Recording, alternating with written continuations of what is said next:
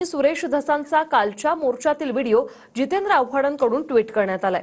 धसांच्या मध्यस्थीनंतर सूर्यवंशी कुटुंबियांचा long march स्थगित करण्यात आलेला आहे। सुरेश धस यांच्या भूमिकेवर जितेंद्र आव्हाड यांच्याकडून सध्या सवाल उपस्थित होत आहेत। सगळ्याच ठिकाणी राजकारण करून आपली पोळी भाजण्याची सवय वाईट असं आव्हाडांनी म्हटलंय। खून झाला असताना माफ करा असं सांगणं योग्य नाहीये असंही वक्तव्य आव्हाडांनी केलंय।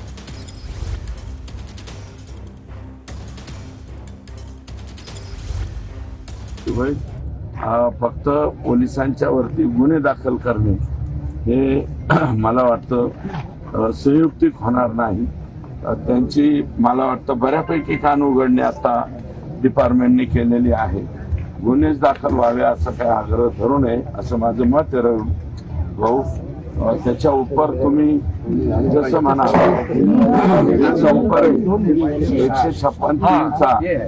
156(3)चा रस्ता तुम्हाला मोकळा। जसं काही गोष्टीमध्ये माफ केलं जातं मोकळ्या मनाने मोठ्या मनाने, तसं काही गोष्टी माफ करावं। तर नेमका काय ट्विट मध्ये म्हटले पाहूया। दुसऱ्याच्या घरातील माणसाचा खून झाला तर तिसऱ्यानं येऊन जाऊ द्या त्याला माफ करा बोलणं खूप सोपं असतं।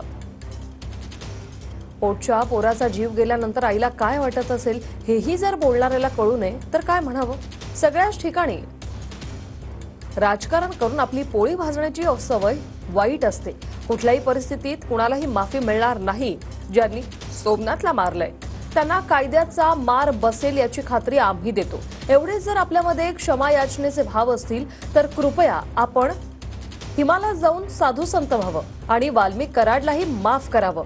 खून हा खून असतो आणि खुनाला माफी नाही, हा खूनच आहे।